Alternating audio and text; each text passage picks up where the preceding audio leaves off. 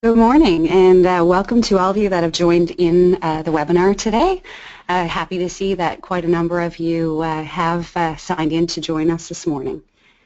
Today's webinar is an overview of the CSA standard, Psychological Health and Safety in the Workplace.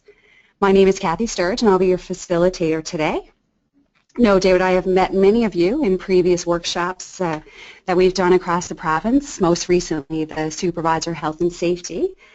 So hello to all of you that I have met, and for those of you that I haven't, so glad that you could join us, and I hope that you enjoy today's webinar. So we'll just look at a few housekeeping items first thing now this morning. This webinar is going to last until 11:30, and if you do have a question, I just want you to send it in to the chat window to the side, and I'm not going to answer questions throughout the webinar, but at the end we will take a few minutes to just go through the questions, and if we don't have time to get to them all, I will certainly email you the answers shortly after the webinar today. So feel free just to send in your questions if you have any. At the end there is going to be an evaluation, so I really appreciate it if you would fill that out, and just give us your feedback on the webinar today, and things like any topics that you'd like to see us cover. So we are Workplace NL, which is an insurance system, and we provide a service for prevention of workplace injuries, and in the event of an injury, benefits to workers, and we assist them back to work. The vision of Workplace NL is of safe and healthy workplaces in our province, and to reduce the impact of workplace injuries by providing the highest level of service to workers and employers.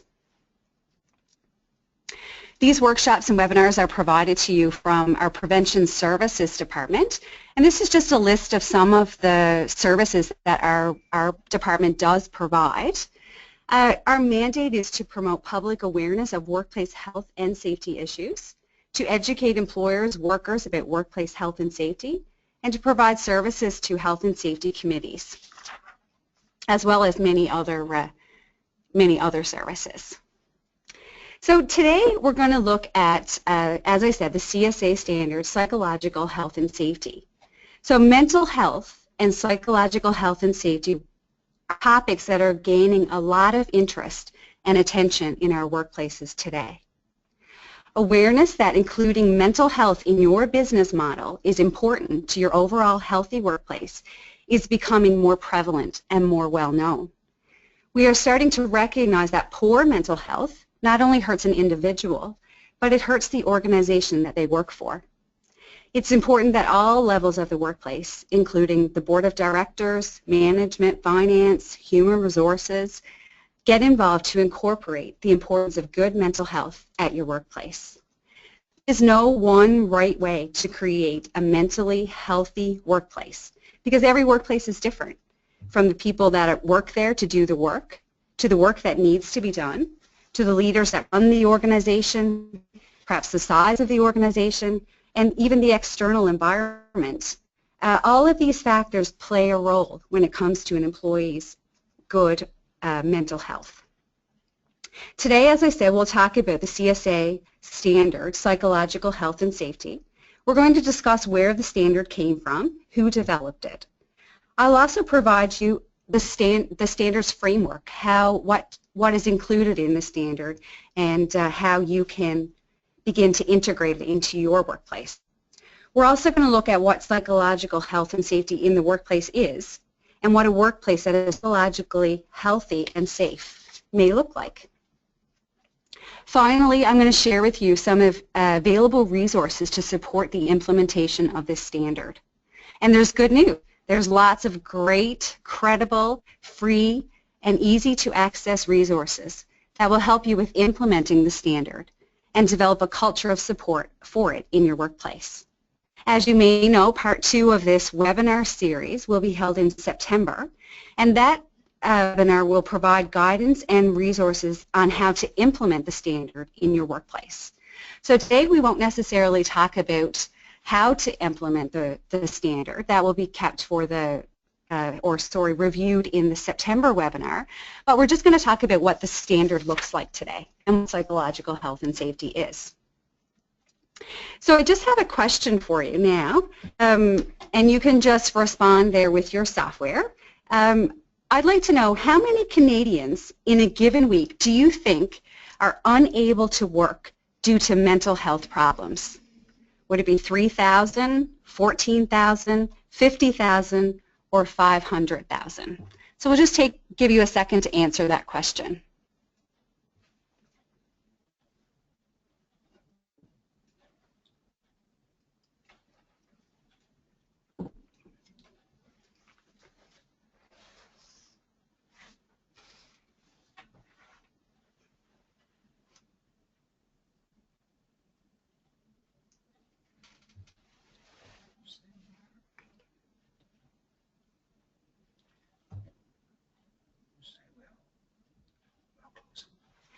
Okay, great. Thanks to everyone for responding. We'll close that poll now.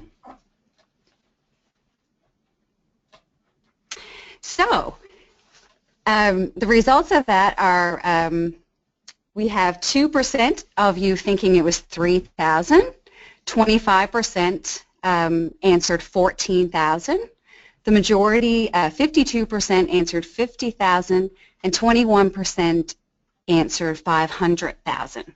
And sadly, the answer to that is 500,000. Let's just look at these startling facts from the Mental Health Commission of Canada. 500,000 Canadians in any given week are unable to work due to mental health problems. It has never been more important than now for employers to address psychological health and safety within their organizations. There is no organization that is immune or untouched by these numbers. What is anticipated is that depression will rank second only to heart disease as the leading cause of disability worldwide by 2020. As you can imagine, this will have a significant impact on workplaces. What we know is there are current and emerging legal requirements in Canada for the protection of employee psychological health and safety and the promotion of civility and respect at work. Organizations that value and improve the health of the workplace can improve their organization culture, which results in better recruitment, retention, and enhances the potential for growth. What is a psychologically healthy and safe workplace? A psychologically healthy and safe workplace is a workplace that promotes workers' psychological well-being and actively works to prevent harm to workers' psychological health, including negligent, reckless, or intentional ways. A psychologically healthy workplace helps keep workers safe, engaged, and productive. A psychological health and safety management system is very similar to other management systems and should be integrated with existing policies and processes. This does not need to involve significant financial investment nor a complete change in what your organization is already doing. And as we go through the webinar today, you will see that. You will see how employers can incorporate that into their workplace, how the standard is set up to be able to be incorporated into your workplace without a lot of disruption. So let's talk about the standard itself. The standard is called the CSA Z1003-13, Psychological Health and Safety in the Workplace, Prevention, Promotion, and Guidance to Staged Implementation. This new standard of care certainly raises the bar for respectful conduct in the workplace. It calls for no negligent, reckless, or intentional harm, as I said, to employees' mental health. It does require that employers make every reasonable effort to protect workers' mental health during the course of their employment. In order to accomplish this, it sets out a detailed management system in which the protection of mental health is embedded and is an inseparable part of an organization's governance and management structure, similar to the way your occupational health and safety program would be embedded into your organization's structure. When adopted by employers, the standard expands the current duty of care to provide a safe system of work. it now includes the protection of mental health. The purpose of the standard has been identified to identify and eliminate hazards in the workplace that pose psychological harm to a worker, the assessment and control of the risks in the workplace associated with hazards that cannot be eliminated, and implementing structures and practices that support and promote psychological health and safety in the workplace. Also, it helps to foster a culture that promotes psychological health and safety in the workplace. So for those of you who are familiar with an occupational health and safety program, you see that it's based on the same framework: the identification of hazards, the assessment and control of those hazards, and then making sure that it is part of the culture of your organization. The standard was created by these four organizations. It was a joint effort. So we have the Mental Health Commission of Canada, which is an organization that is a catalyst for improving mental health when it comes to changing the attitudes and behaviors of Canadians. And that's for just the country, not necessarily just for workplaces, but also just for the general population. Then we have BNQ, which is one of four Canadian standards development bodies.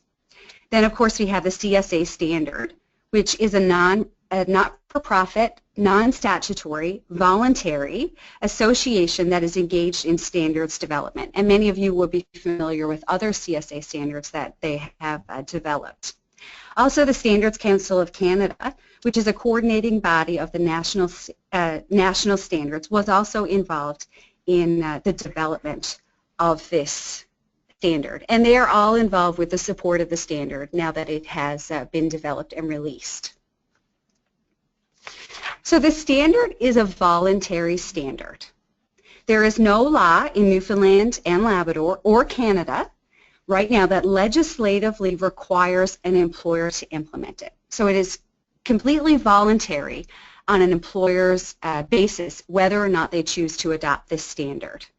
However, it is intended to provide resources, tools, and systematic guidelines for employers that will help them to develop and continuously improve psychological, safe, and healthy work environments for their employees. For those of you that may be familiar with the Plan, Do, Check, Act management system found in the CSA standard Z1000, which is Occupational Health and Safety Management, the process within this standard aligns with and follows this same model.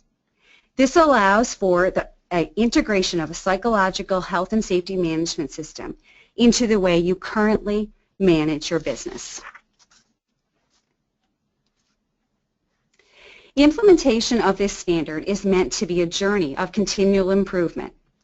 It has been developed with the awareness that employers are not expected to read the standard and implement everything at once. It will be a process. Likely this is a new concept or way of thinking and doing business for many of your organizations. And taking steps to begin to implement this standard and to focus on creating the culture that is healthy is certainly a positive start. But as you know, those of you who have developed and implemented a health and safety program, it is much the same. It is not something that you start and finish within a specified period of time and then it's complete. It's something that's a journey that you're always looking to make continual improvements and make it better for your employees, and make your standard of care for employees much better. So the standard is available for free to all employers. It can be downloaded from the Shop CSA website or downloaded from the Mental Health Commission of Canada website. I encourage all of you to download a copy if you have not done so. And in your handout section, I have provided you with a variety of resources and links. As I said, there are tons of excellent resources out there to help an employer begin to assess where their workplace is and then begin to implement this standard and to improve on the psychological health and safety of their workplace. So in that resource section, which you'll just see under handouts, you will see the link for downloading this standard for free. So just out of curiosity, I'd just like to know, out of those of you who are signed in for the webinar today, who already has accessed and has a copy of the standard? So just give you a second there to let me know if you do have the standard already.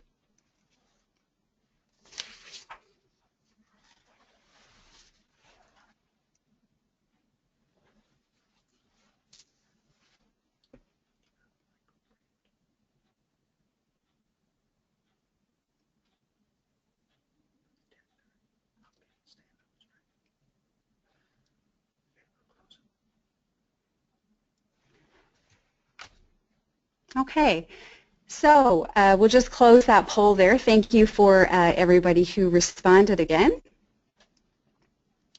And it looks like about 22% of you have already accessed the standard, which I'm glad to hear. And the rest of you have yet to download it. So hopefully with this information now today, you will know not only where to get the standard, but you will know that it is easily accessible and free to your organization. When you download it, I certainly encourage you to have a look at it, and then when we come back in September for the webinar, we will definitely walk through how to begin implementing it into your workplace.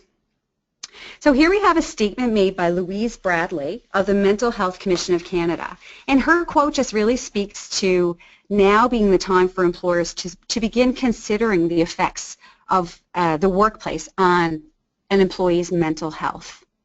So she says the requirements for an employee's physical health and safety in the workplace are a long-standing concern for Canadian employers. Now it is time to consider the mental well-being of the workplace in the same way. So really happy to see such a great number of you who have logged in today for this webinar, and it just shows that you guys agree with that statement, that it is certainly time to consider the mental well-being of the workplace. So this standard was launched in January 2013, and the standard is the first of its kind in the world. Canada is being recognized internationally as a leader in this area, which is great news for the employers and employees in Canada. Currently, the standard is being used by organizations right across the country. Later in the webinar, we're going to talk about a group of 41 organizations that are implementing the standard and participating in a case study to help other organizations with lessons learned and also to measure the effectiveness of them implementing the standard. So we'll talk about that in a little bit, about those 41 organizations that are currently implementing it and participating in that case study. So the adoption of a psychological health and safety management system, it's important to know that it is not about assessing an individual worker's mental health. It is about considering the impact of workplace processes, policies, and interactions on the psychological health and safety of all of the workers. A percentage of the working population will have a diagnosis of a mental illness, such as depression or anxiety, and human rights, labor, and employment laws will speak to workplace obligations and responsibilities for addressing issues concerning this group of workers, including the duty to accommodate. While the psychological health and safety management system can certainly be helpful for this population as well, it is primarily intended to be preventative for mental injuries to the entire workforce, in the same way that an occupational health and safety system is preventative for physical injuries and illness to the entire population. The standard describes a worker as a person who is employed by an organization or a person under the day-to-day control of the organization, whether paid or unpaid, which includes employees, supervisors, managers, leaders, contractors, service providers, volunteers, students, or other stakeholders that are actively engaged in the undertaking of the activities of this organization. So it's not about individual workers' mental illness, but it is about the entire workforce having a psychologically healthy and safe workplace. The standard does not suggest that organizations are now all of a sudden solely responsible for the psychological health and safety of workers. As we know, many factors, including those that are outside the employer's control, can have an impact on psychological health.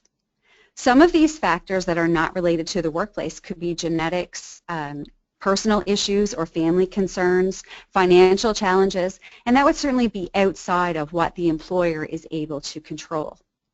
Generally, an individual is responsible for their own health and safety and well-being, whether in or out of the workplace. But however, the premise of this standard is that an organization should do no harm to a worker's health. One analogy we could use to compare it would be a physical risk, such as a chemical in the workplace. It may negatively affect some, but not all workers who are exposed to it. If the identified risk from a chemical is significant enough, that chemical should be eliminated. If the chemical cannot be eliminated, it may have to be isolated. Training and guidelines may have to be offered to those whose job requires exposure to the chemical, or new procedures may have to be put in place to help mitigate the risk of exposure. It is just as important to identify potential risk to the psychological health and safety of workers and take steps to eliminate or limit those risks for workers. A psychological health and safety management system will help employers do this more effectively. So what about privacy? Obviously, privacy is very important to the way that we all do business. Psychological health and safety management system is not intended to focus on individual workers, but organizations should certainly establish and sustain processes that ensure confidentiality and privacy rights are respected and protected. And the standard does certainly address ways to ensure that you're protecting individual workers' privacy. This standard, good news, is intended to reduce not only psychological harm to workers, but also related financial cost. Research is showing us that the cost of workplace mental health issues can be significant.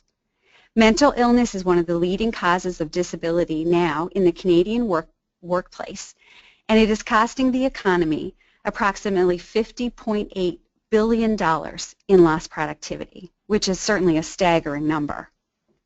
Employees who experience high demand, low control, high effort, and low reward in their workplace are more likely to suffer adverse consequences of a psychologically unsafe workplace. The cost of these consequences can be staggering for both the individuals and the organization. There can be potential health cost as well as potential performance cost. Some of the potential health costs that this will cause, research is showing 2 to 5 times an increase in heart problems, back pain, certain types of cancer, injuries of all types, infections, and substance abuse. Also, we look at the potential performance cost, which is reduced adaptability, reduced ability to cope with change in the workplace, impaired learning, increased helplessness, and increased aggression or conflict within our workplaces. Therefore, working toward a workplace that reduces psychological harm to workers can definitely impact cost. A psychologically unsafe workplace is not only problematic for employees, as you can see, but it is also problematic to an organization and certainly reduces an organization's performance. So some of you out there might be thinking, well, does this standard even apply to my organization? Does it fit the type and size of the organization that I work for? Well, this standard has been developed to be effective in any type of organization. The standard is applicable for all employers. It is created to apply to small or large employers and all in between, all industries, unionized and non-unionized workplaces. The standard represents the diversity of Canadian workplaces, but those who have the common goal of a strong commitment to the wellness of your employees. Will the standard be disruptive if you choose to incorporate it into your organization? It is not intended to interfere with business operations, but to integrate with what you already have in place and how you manage your organization. It is really designed to enhance an organization's current culture. The framework that your organization follows will be definitely based on the available resources that you have, the priorities that you identify, and your budget. So if you're out there thinking, okay, well, my organization maybe is too small for this really to be applicable, then the standard, I just want to encourage you that the standard is certainly developed so that even the smaller organizations can certainly implement it.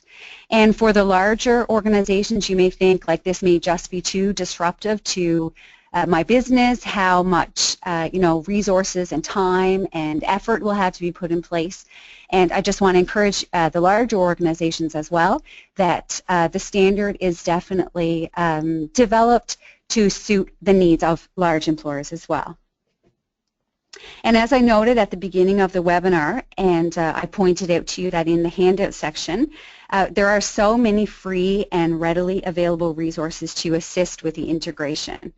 Actually, when I did begin to do the research for this webinar, I was very surprised and very encouraged by the amount of resources that are available. And they are excellent resources. We will talk about a few of them toward the end of the webinar, but basically the resources that are out there that are available to you for free and easily accessed, they will certainly walk you through the entire process of, first of all, assessing where your organization is, what needs to be implemented, how to implement it, and then how to review and continually improve. The standard has been developed to align with other occupational health and safety standards and legislation. So it is, again, like very similar to the Occupational Health and Safety Management CSA standard that some of you may be familiar with. So I just have another question for you guys. I just want to know, why is your organization, or why are you interested in information about this standard? Are you looking at reducing cost for your organization? Are you interested in seeing, or are you seeing that mental illness is on the rise in the workplace and you would like to have some strategies to deal with that? Are you aiming for organizational excellence, for protecting the psychological health and safety of your employees, or are you just attending today for a general interest? So we'll just give you a second now to respond to that.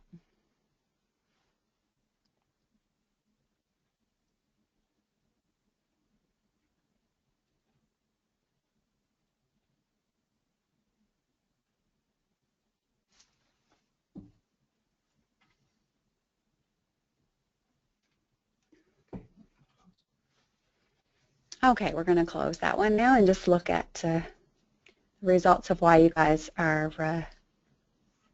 signed in. So people are certainly looking at protecting the psychological health and safety of the employees, 48% of you, and 22% are just signed in today for a general interest, which is great, so you can find out more about this standard. 5% of you looking for organizational excellence, and 25% of you are seeing mental illness on the rise in the workplace. And thank you for responding to that. They're all certainly great reasons to sign in for this webinar and to find more.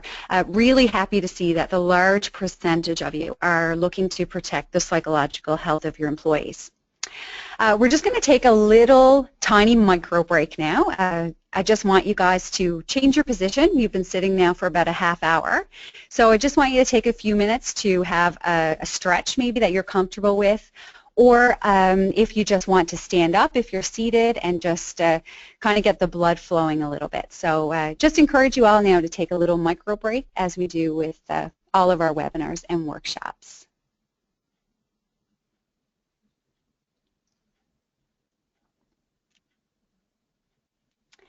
Okay, so great. Hopefully you're all hearing me really well, and you can hear me loud and clear. And I do have just somebody asked where to get the handouts. So you'll just see under the chat box there should be an option there for handouts. If you click on that, that will take you to a link where you'll see a list of websites, which are the resources that I am providing with you today. So if anyone has problems finding that, you can certainly let me know, but that's where you should find it. So, as I said with that poll, those are all great reasons to be interested in knowing more about this psychological health and safety standard.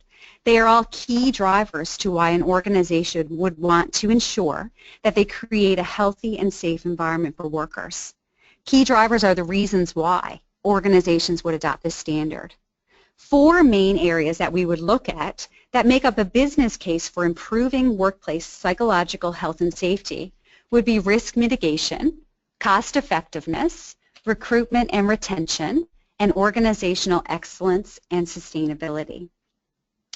And this is just a quote from the Mental Health Commission of Canada as well. It says, workplaces with a positive approach to psychological health and safety are better able to recruit and retain talent. They have improved employee engagement, enhanced productivity. They are workplaces that are more creative and innovative and have higher profit levels. Other positive impacts include reduction in several key workplace issues, including the risk of conflict, grievances, turnover, disability, injury rates, absenteeism, and performance or morale problems. So any of you out there that are in a role of management, those are certainly very appealing characteristics that you would like to work for, I'm sure, for your workplace.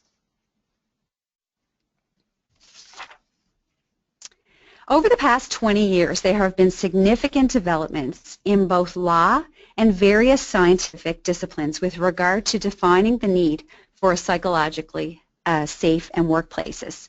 So law and science agree that risks to mental health are more likely to arise and contribute to psychologically unsafe workplaces, which really happens in the following situations. This is not a limited list, or this is not an all-inclusive list, but these are some of the reasons why perhaps you're seeing a psychologically unsafe workplace. It could be that job demands exceed a reasonable level on a regular basis. We do know that there is some fluctuation, obviously, in job demands within a position, but it shouldn't exceed a reasonable level on a regular basis. Also, we see that work that is not allocated and distributed equitably among the workers also causes an unsafe workplace. Also, when important information is not conveyed in a timely or complete manner to employees to help facilitate their participation in the workplace or execution of their own work. Adequate and regular acknowledgement for contributions is rare or not even at all. So, as I said, compliance with the CSA standard is voluntary. It will not be legally enforceable in Canada or in Newfoundland under the Occupational Health and Safety legislation. However, enforcers in Canada and in our province will certainly have the ability to protect an employee's health and safety and enforce that under a general duty clause. So the strategic pillars of a psychological health and safety that we look at are prevention of harm, promotion of health, and resolution of incidents. So these are what really will make up your health and safety system and support it. So when we look at prevention of harm, we're looking at the psychological safety of the employees. Psychological health comprises of our ability to think, feel, and behave in a manner that enables us to perform effectively in our work environments, our personal lives, and in society at large. Whereas psychological safety is a little different. It deals with the risk of injury to psychological well-being that an employee might experience. So improving the psychological safety of a work setting involves taking precautions to avert injury or danger to an employee's psychological health. When we look at promotion of health, that's a positive, effective approach that enhances capacity for good mental health in a workplace and also in somebody's day-to-day life. So while psychological health and psychological safety are deserving of equal protection, it is important to note that from a strategic perspective, ensuring the safety in the sense of preventing psychological harm is definitely a prerequisite to the promotion of health. So what research has shown is that you're not able to really promote health until you have a workplace and an organization where your employees feel that they are prevented from the harm of psychological health and safety. And then the next would be resolution of incidents. So a systematic approach to dealing with incidents that affect the mental health of employees. This should include reporting procedures, investigation, and available resources for assistance. So as with other health and safety management systems, it is vital to the success of the program to first assess the risk factor. So very similar as we would do in our health and safety programs, we look at what the hazards are and what the risks associated with those hazards would be. So some risk factors that you would want to look at and assess in your organization to see if psychological health and safety of workers have been affected are things like whether the job demand requirements of effort that are in place in your workplace exploit workers beyond what would be considered reasonable, or where the work is distributed unevenly. You'd also want to look at the job control or influence, which means the discretion that an employee would have over the means, the manner, and the method of how they do their work. When to express views appropriate to the workplace are withheld from workplace by choice, it is really impacting on a worker's health and safety, their psychological health and safety. So it's very important that they're able to have some control or influence over their work. Another risk factor would be where reward, praise, and recognition for a good job are withheld from workers for no good reason. Another risk factor would be fairness and consistent failure or refusal to recognize or accommodate the reasonable needs, rights, and claims of the workers.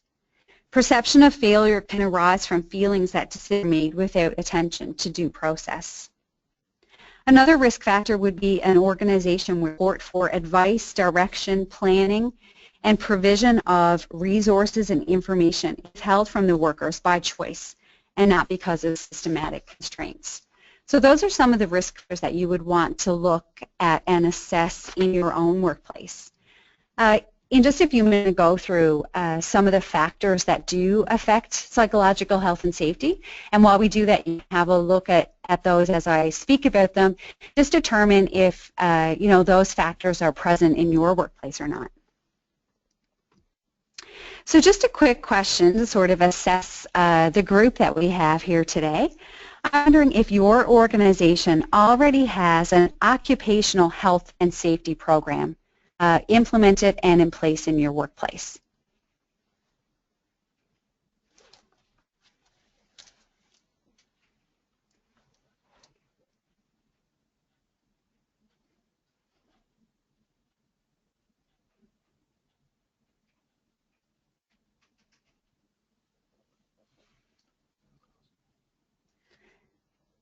Okay.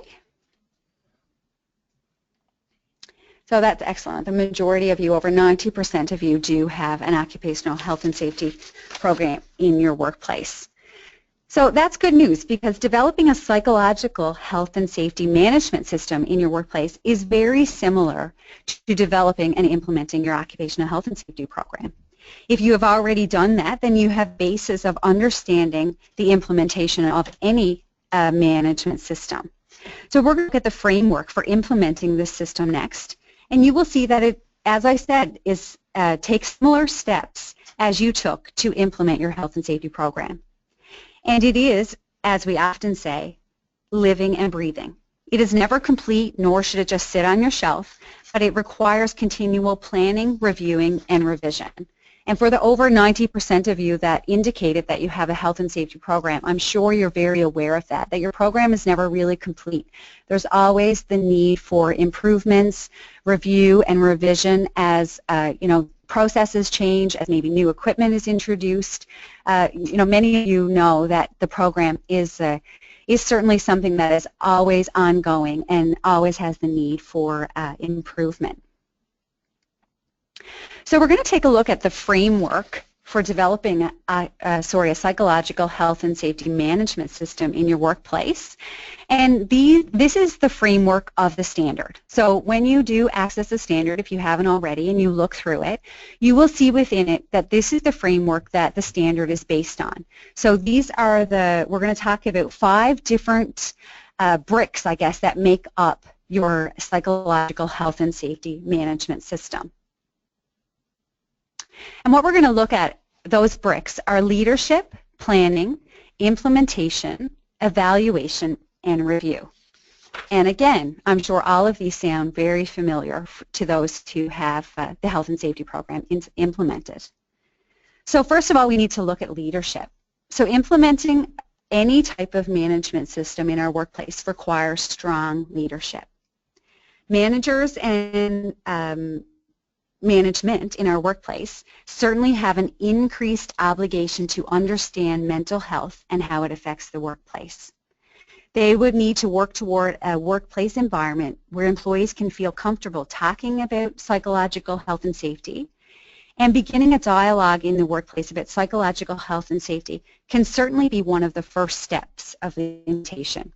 So if you have yet to begin this journey, it certainly would start with strong leadership and the beginning of communication, and where people start to feel more comfortable discussing this in the workplace.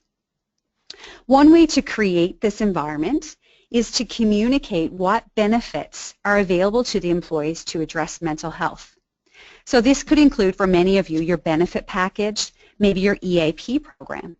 For smaller organizations, you may not have access to those type of benefits, so it might include information about community resources that are available through mental health agencies such as the Canadian Mental Health Organization.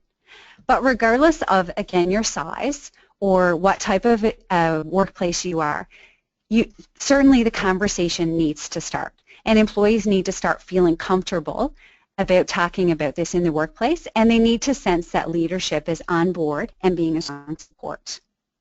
Another beginning step would be having policies that address mental health and finding ways to maintain contact with employees while they are off work so that they know they are still certainly a part of the team.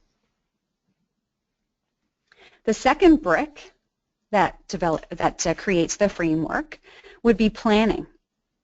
So, like anything, planning process is necessary to establish the appropriate objectives, targets, and how these objectives and targets can be achieved. So people are more likely to be committed to a process if they understand what's in it for them. So if their fears about potential change or required effort can be addressed.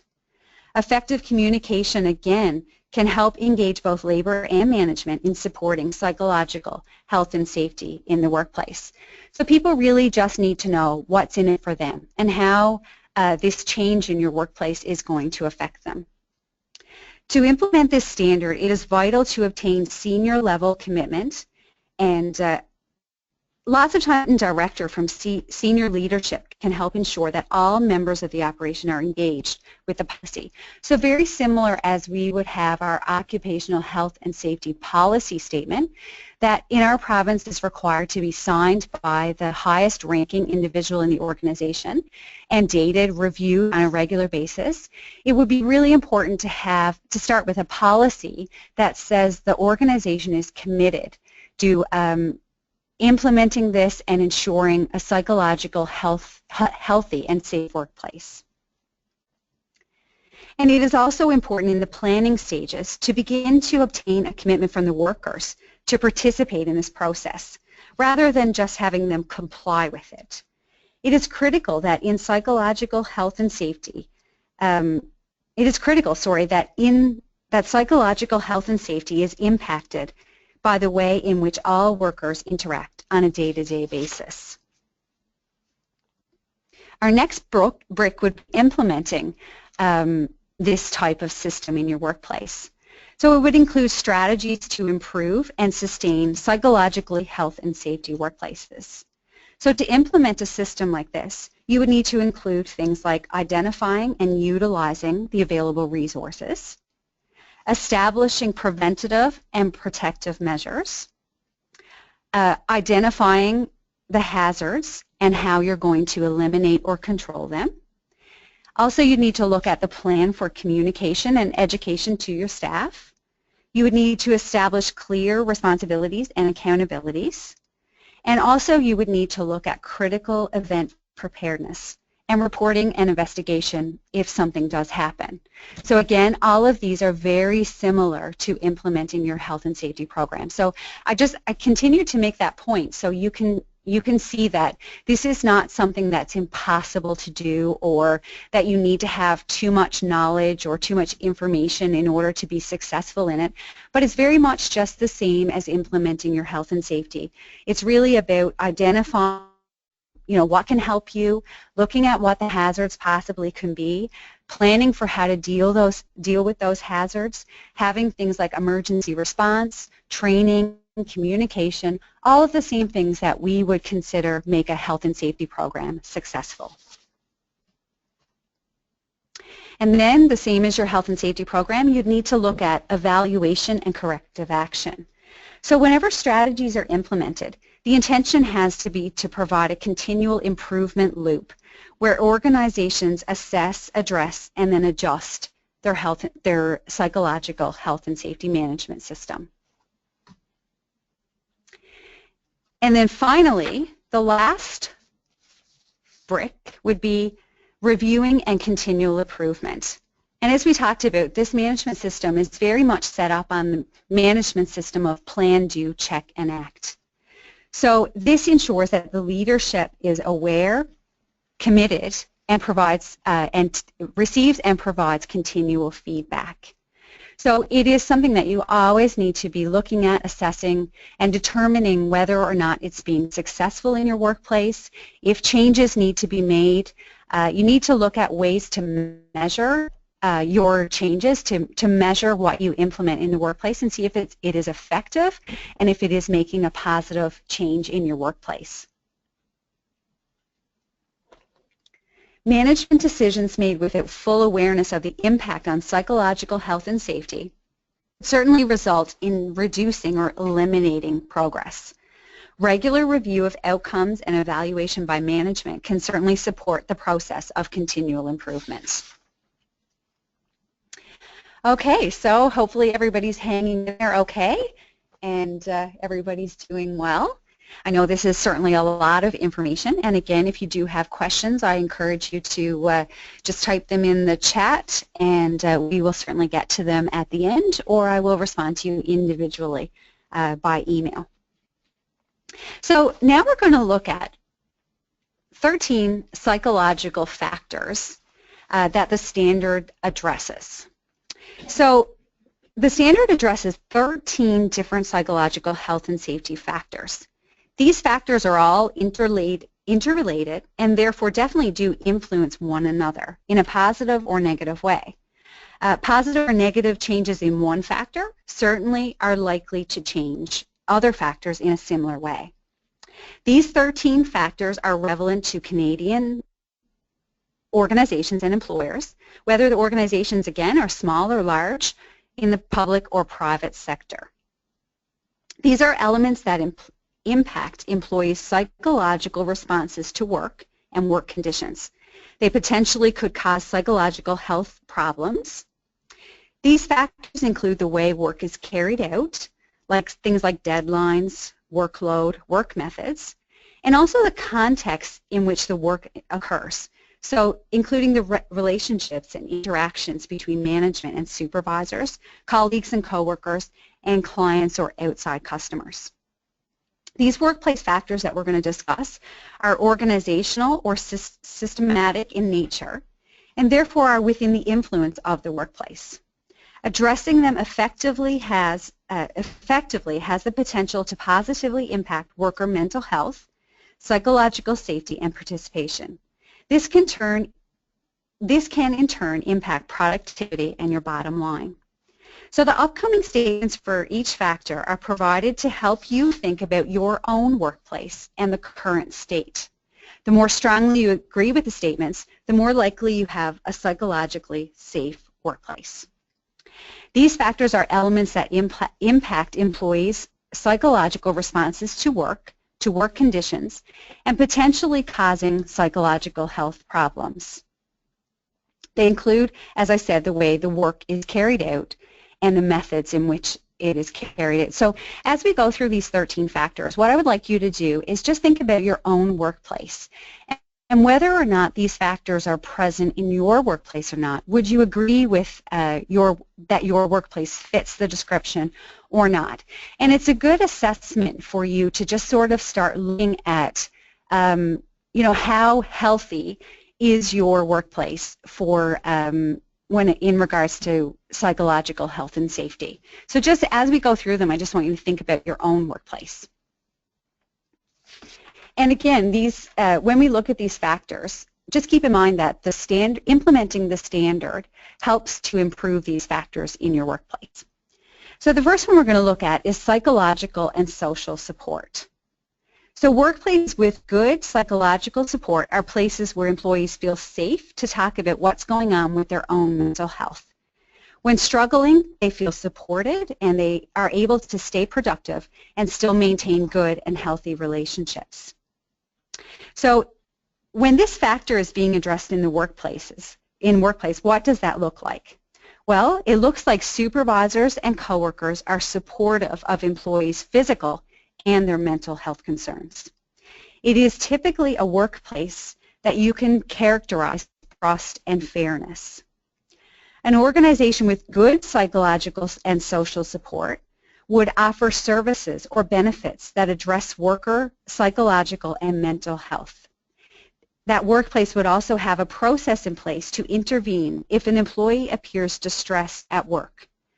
And it is typically a workplace where workers would feel and describe that their workplace is supportive.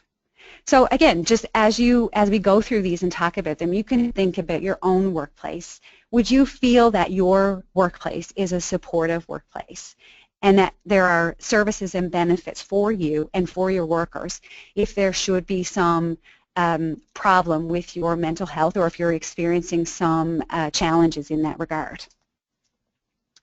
So some of the benefits of having this type of workplace would be employees who report high levels of psychological support are more likely to report higher levels of organizational commitment, pride, and satisfaction in their work.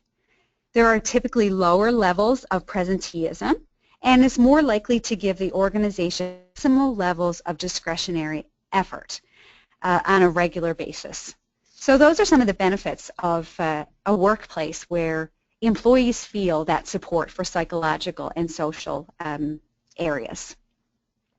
So in a workplace where there isn't good psychological and social support, you may see employees who perceive low levels of support. They have underdeveloped coping skills and are likely to experience more strain and be at risk for health issues, things such as burnout, addictive disorders, anxiety, and depression. Depression would typically, excuse me, be more prevalent. I'm just going to grab a drink for 1 second. Give me one brief second.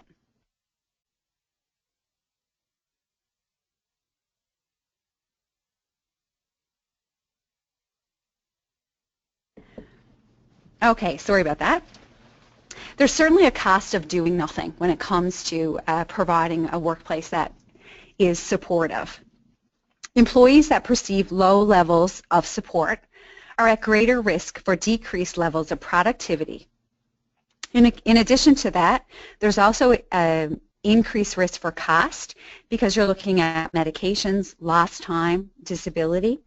As well, there's an increased risk for safety violations, accidents, and injury in the workplace. The tangible and intangible costs can be significant with employees who do not perceive that their workplace provides them with psychological support. So you might be wondering how you can measure in your own workplace if it is supportive or not. You may feel that it's supportive, but you may not be sure if your workers feel supported. So some of the ways that you could measure that would be to look at the EAP usage, to look at return to work success rates. You could look at the safety near misses reported or disability claims that are attributed to psychological distress to determine if you have a workplace that feels supported. The next of the 13 factors that we'll look at is organizational culture or organizational support. So an organizational culture is again defined by trust, honesty, and fairness. It's a work environment where coworkers and supervisors are supportive of employees' mental health concerns, and then they're able to respond appropriately when the need arises. An organization with good organizational culture would be a workplace where everyone in the organization is held accountable for their actions, and people are aware that they will be held accountable. In this kind of a workplace, people show sincere respect for others, for their ideas, their values, and there's positive teamwork. Also, in a positive organizational culture, you would see that difficult situations at work are addressed in an effective way. So it's not to say that difficult situations won't arise, but if they do, they certainly will be dealt with in an effective way. So benefits to this type of organization is employees perceive trust between themselves and management and also among their peers. And that typically speaks to a greater willingness to cooperate and to achieve strategic goals and operational goals. So the risks of not having this in place certainly puts a strain on the organizational ability to successfully execute rules, procedures, and safety expectations. Employees who do not trust are more likely to think management only cares about results, regardless of the cost to the employee's well-being. And we all know that that would not be a positive thing in the workplace. So if you don't have this type of workplace, typically you'll see employees have low levels of trust with their organization and with their management. And it might result in them not wanting to follow rules or even on lost productivity or safety cost. So again, this can be measured by maybe looking at your rule infractions, how many times you're seeing your employees go against the rules that you have put in place, or taking shortcuts with safety, and maybe there's an increased violation with safety things, and also breaches in operational procedures and policies. So the next of the 13 factors is clear leadership and expectations. So we all know that that's very important in a workplace. And in a work environment where there is effective leadership and support certainly helps employees know what they need to do, and it helps them know that their work contributes to the organization. And also employees need to know and want to know when changes are coming. So in this type of workplace, workers are confident that they know what's expected of them. They look at leadership and think that it's effective. For the most part, they may certainly have some objections from time to time, but for the most part they think that there is effective leadership. And workers are informed about changes in a timely manner, and they're able to go through a process of change when things have to change in the workplace. So it's not just one day they come into the workplace and something major in the workplace has changed and they had no warning or no ability to give feedback on the changes that were occurring. So clear and effective leaders consistently display and embrace creativity in their workforce. Employees who believe that their leaders are interested in their success and well-being will be more willing to want to help their leaders achieve the desired goals. So in a workplace where there's not clear leadership and expectations, and the leaders are more directive and confrontational, that can certainly create more stress for employees, particularly those who do not have strong coping skills. And as a result, health concerns associated with stress can certainly follow. Some ways to measure the presence of this factor in your workplace could include the number of conflicts between managers and employees, bullying complaints against managers, and productivity matrix. So those are some ways that you could certainly measure whether or not your employees perceive that there's clear leadership and expectations in your workplace. So the next factor would be civility and respect. A work environment where employees are respectful and considerate in their interactions with one another, as well as with customers, clients, and public, would certainly be a workplace that has this factor present. So people would feel that they're treated certainly with respect and consideration, and the organization would effectively handle conflict if it did arise. The organization would have an effective way to address the inappropriate behavior by clients. So for instance, your workplace might have a violence prevention program. So that way employees would know that if clients are going to be prevented from violent acts or treating them with disrespect. So the benefits of this type of organization are employees perceive greater levels of fairness, and they're more likely to be team players, have higher levels of job satisfaction. There's improved employee and manager relationships, which certainly helps influence the morale of the workplace and certainly happiness in the workplace. And I think most of us know that happy workers are better workers, that they certainly are more productive and they do a better job and they're more committed to their employer. So organizations with lack of respect certainly have higher levels of dysfunction, which open up the door for harassment, bullying, negativity. Employees under chronic stress can certainly develop serious psychological health concerns in that type of a work environment.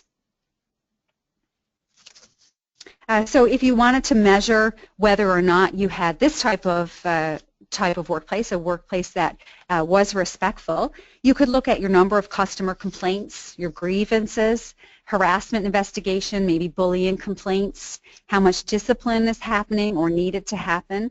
Is there a lot of sick time or disability claims due to psychological injury?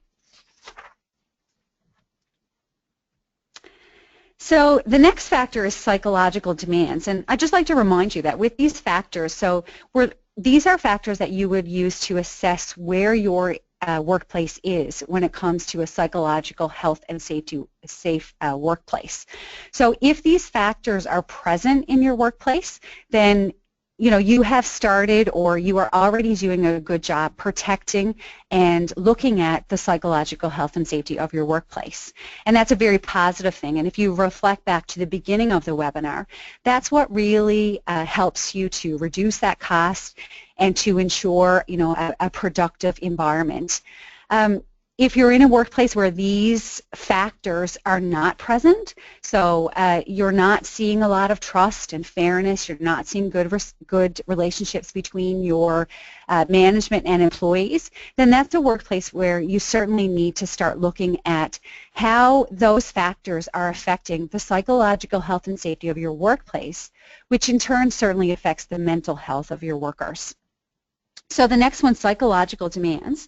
We're looking at a work environment where there is a good fit between employees' interpersonal and emotional competencies and the requirements of the position they hold.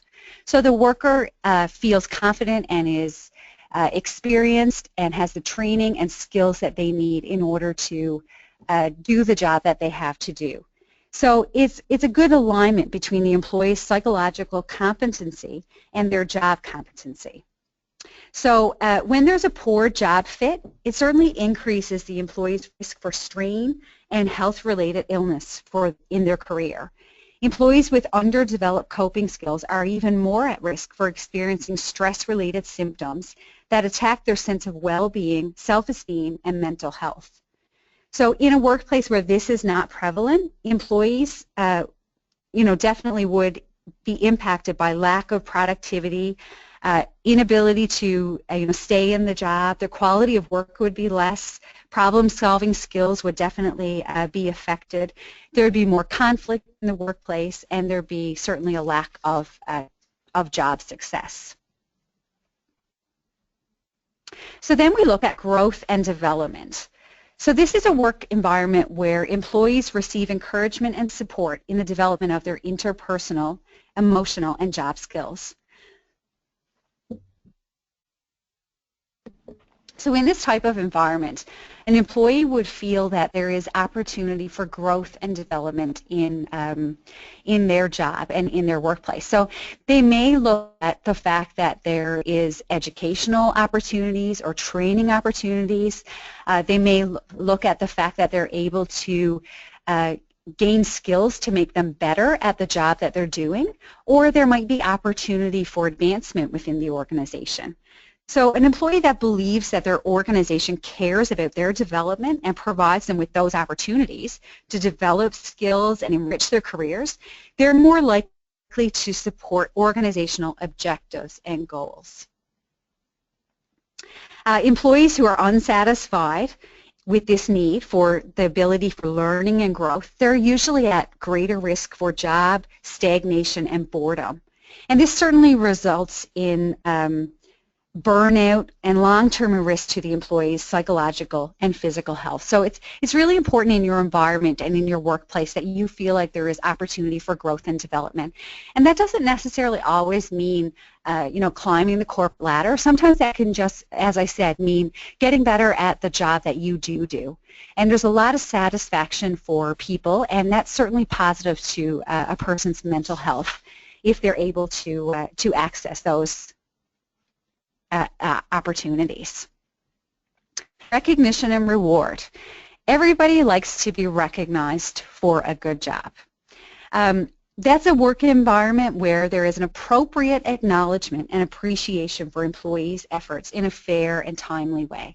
So if you're doing a good job or you do something that's stands out in your workplace, there's opportunities where managers can certainly reward you, can tell you, give you feedback that you did do a good job, and they're proud of you, that type of thing. That certainly makes for a much healthier workplace. So when an employee believes that management, feedback, and recognition are authentic, they're more likely to do their best work. Employees who feel respected and celebrated also often will tap into more energy, productivity, and results for the organization. So when you reward somebody and you recognize their good work, they're usually motivated then to do more good work and to try harder. And they know that their efforts are certainly not in vain, that even though they're getting paid to do the job that they're doing, it goes beyond that to a level where they feel appreciated for the work that they're doing. So this is really important to workers and to their psychological health and safety. Employees that believe management don't celebrate or acknowledge their work can certainly become discouraged, and that can cause increased levels of strain that put them on the road to developing maybe burnout or other stress-related psychological and possibly physical disorders.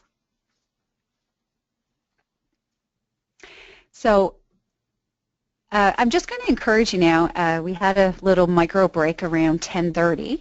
It's 10 after 11 now, and we've certainly been covering a lot of information. Thank you guys for sticking in there with me. You're certainly a great bunch.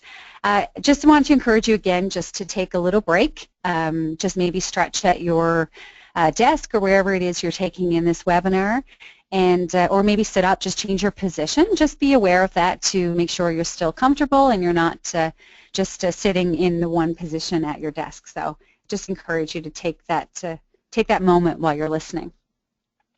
The next factor that we're going to look at, and again these are the factors that are looked at within the Psychological Health and Safety CSA standard, is involvement and influence. So this is a work environment where employees feel like they're included in important discussions about how their work is done and important decisions that are made. So they recognize at times that they certainly aren't the decision makers, but they do feel that when decisions are made that they're able to provide feedback or maybe some opinion on, that they do have that ability. So the level to which management actively engages employees in discussions about how their work is done is very important to workers. It provides them an opportunity to influence decision-making and how work is completed. And people respond very well to involvement and also knowing that they have influence on how their work can be done. So if you're in this type of a workplace, you have the ability to influence changes that are happening that might affect the way you do your work. Or maybe you can provide feedback about how things could be changed or done differently, but you're aware that your management and your organization values your opinion and that you do have some influence on the way your work can be carried out. Employees who feel disengaged can certainly be affected in the workplace. So if they don't feel that they have any opportunity to influence their work, that's certainly very negative to an employee's psychological health and safety.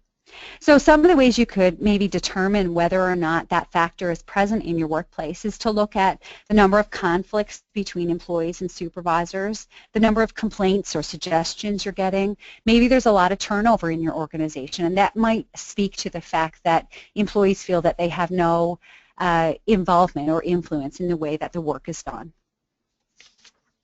Workload management. And that certainly is very important to most people in the workplace today. Most people have, a huge, I guess, workload, and they really need to be able to feel supported in managing that workload. So this would be an environment where tasks can be accomplished successfully within the time available. This factor might look like the amount of work employees are expected to do is reasonable for the job that they have and for the position that they hold. Workers have the proper equipment and resources needed to do their jobs well and effectively. And workers have an appropriate level of control over prioritizing their tasks and responsibilities when they face multiple demands. So in this work environment, employees who perceive that their workload is reasonable and fair are better able to manage the intellectual and emotional demands of their job. As a result, they are in a better position to experience job satisfaction and fulfillment, and that certainly speaks to a more psychologically healthy and safe work environment.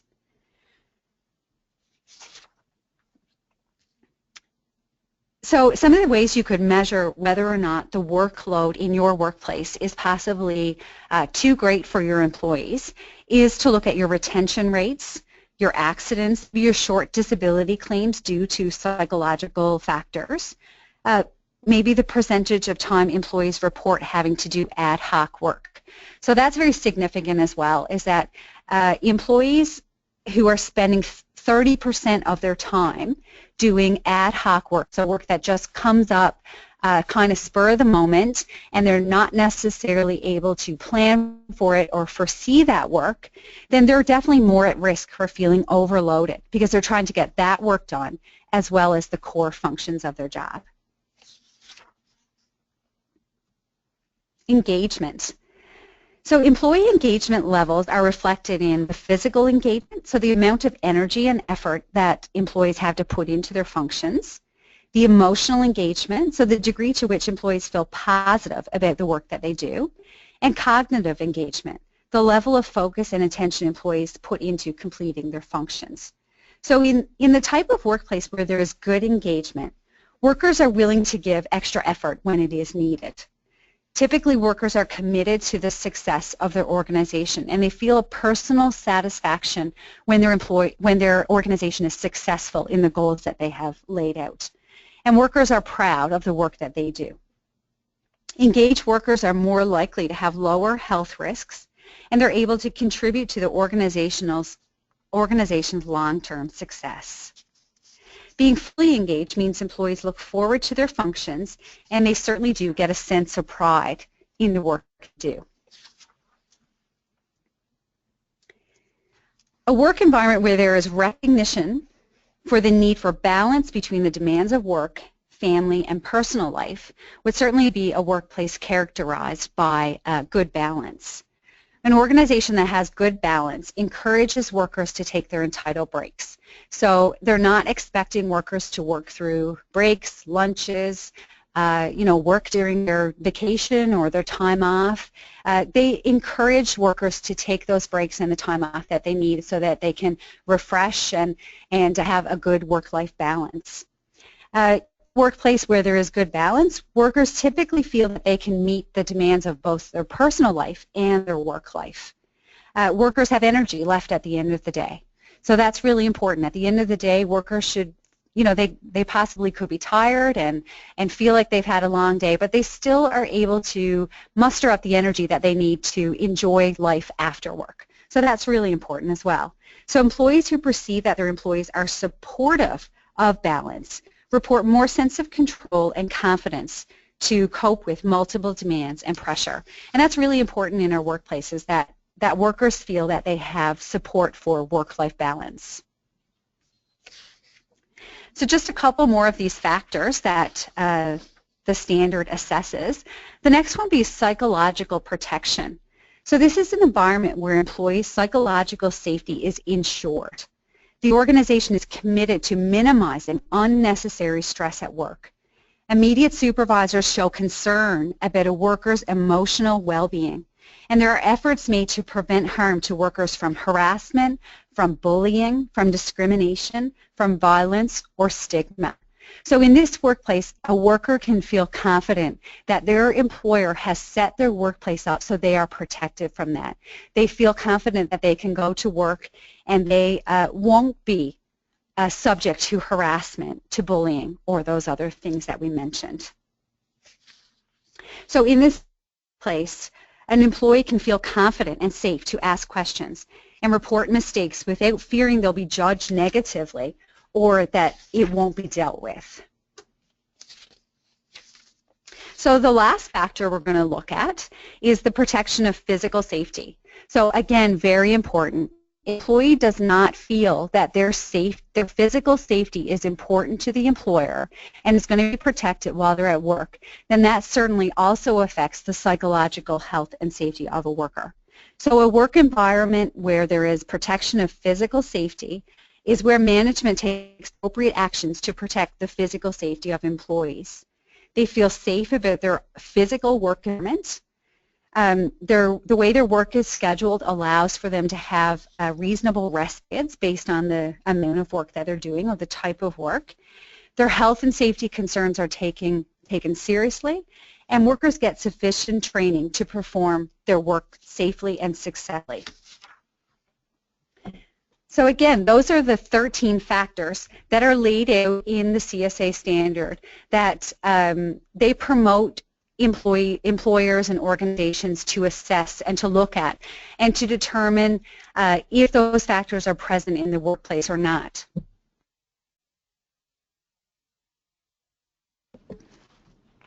So those are very important, and again, hopefully you, as we went through them, you could identify some of those that are present in your workplace, and if not, then as you begin to implement this standard, then certainly you should see the increase of those factors in your workplace or the increase of the effectiveness of those factors in your workplace. So in Newfoundland, in our province, we know that our occupational health and safety committees are extremely important to our health and safety programs. So I just want to point out that it's really important to get your occupational health and safety committee engaged if you are thinking about implementing this standard in your workplace. And if not, if you're not necessarily thinking about the standard, then you still need to take steps to protect the psychological health and safety of your workplace. And the OSH committee can certainly be involved in that. So some of the ways that they can help, they're certainly not usually equipped or trained in order to implement this standard themselves or to take control of it or to take leadership of it.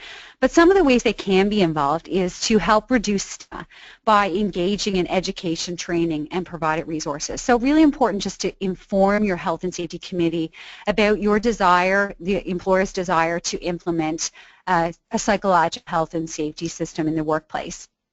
And they can certainly help foster a psychological health and safety environment, the same as they help foster an occupational safe and healthy environment. So I just would like to point out out of all the resources I provided, one very important resource that I would really like for you to have a look at, and it's called Guarding Minds at Work.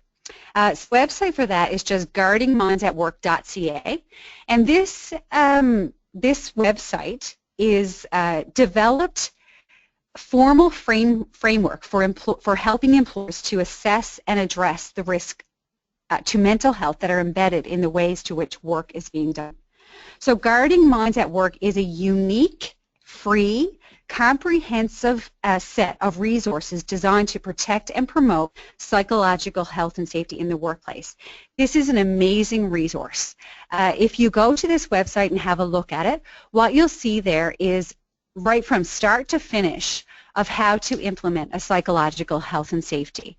One of the first things that you'll see is an initial scan, which is a resource that you can use to it's just a couple of questions that can be posed to your employees that will just give you a starting place to assess where you are when it comes to providing a psychologically healthy and safe workplace. Guarding Minds at Work, the resources are just phenomenal. They have audits, audit tools so you can look at your workplace and determine where you are, where you need to go.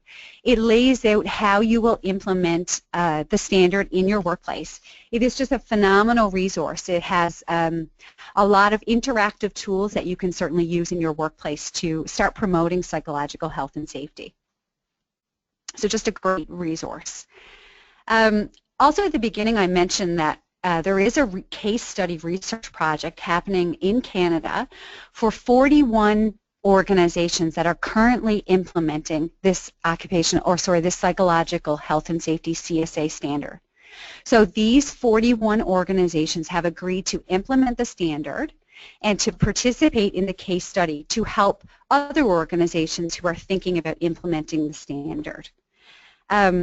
So there has been already an interim report. It began, the 3-year case study began in 2013. And these 41 organizations represent all types of organizations across Canada. So there are small organizations, there are larger organizations, there are organizations that are unionized, non-unionized, public and private. So what they're doing is they're implementing the standard already. And the interim report that was released, some of the key findings are that 90% of those 41 organizations noted that protecting the psychological health and safety of their workers is their #1 reason why they're choosing to implement the standard. 80% have reviewed and revised their current policy, and 67% have crafted a new policy that protects the psychological health and safety of their workplace.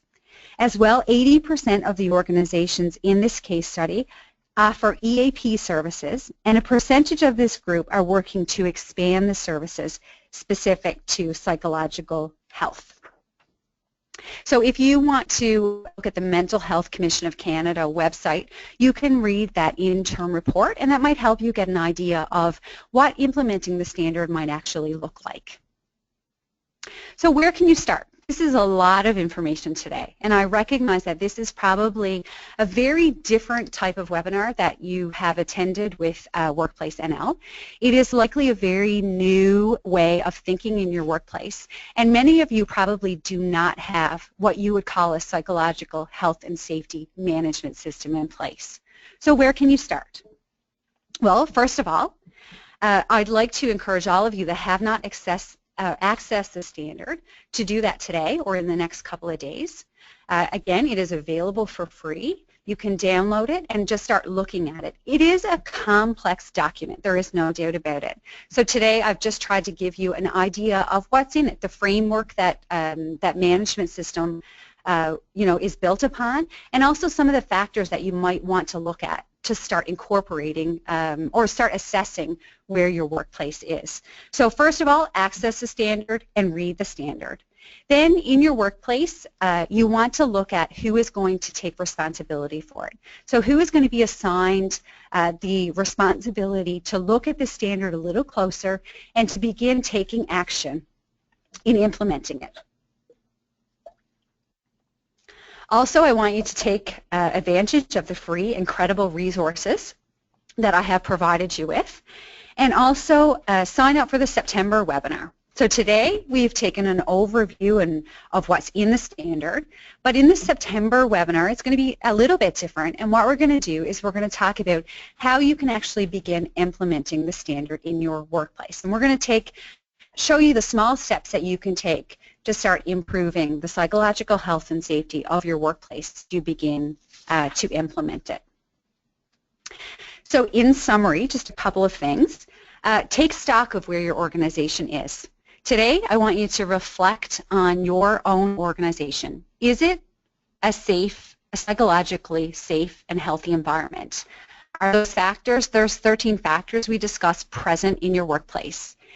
Is your workplace characterized by fairness, respect?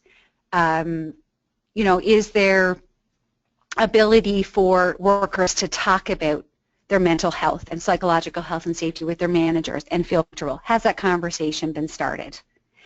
Then I want you to take a look at planning the journey and think about why it's important for your organization to start focusing on psychological health and safety. Remember, no matter where you work, what your organization is, or the size of it, what work you do, no organization is immune. And the cost of not addressing mental health will be significant.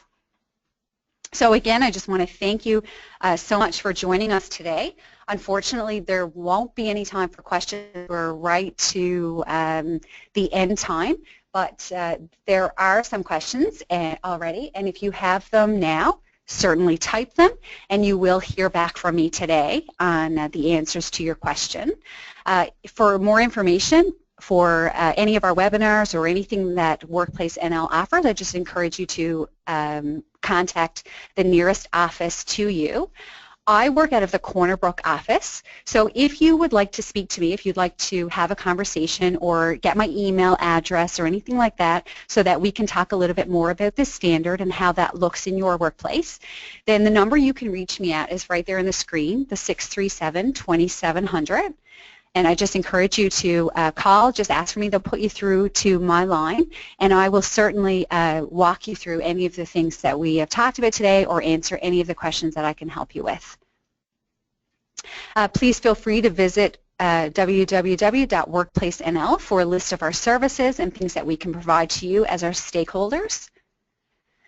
And I encourage you to look at our upcoming workshops and webinars. Again, just on that same website, you'll see those. And just to let you know that in July, we are doing incident investigations at your workplace, and that's a great workshop, a full-day workshop for you that will be delivered across the province. So if you're interested in that, and it's a little late in July now, but there are still a few that are happening. And again, as I mentioned, in September there will be part 2 of this webinar, and I certainly hope that all of you join in and we can talk about how to implement the standard in your workplace. So your feedback is very important. You will be provided with an evaluation, and I encourage you to fill that out and just return that to us so that we can make the improvements that you feel are necessary for these webinars and workshops, and any topics or things that you'd like for us to cover.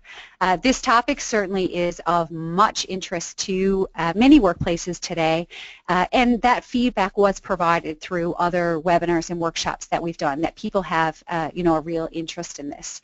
So again, I just want to say thank you very much to everybody that signed in today. I hope you had some of your questions answered in the webinar, and I hope you certainly learned something from it.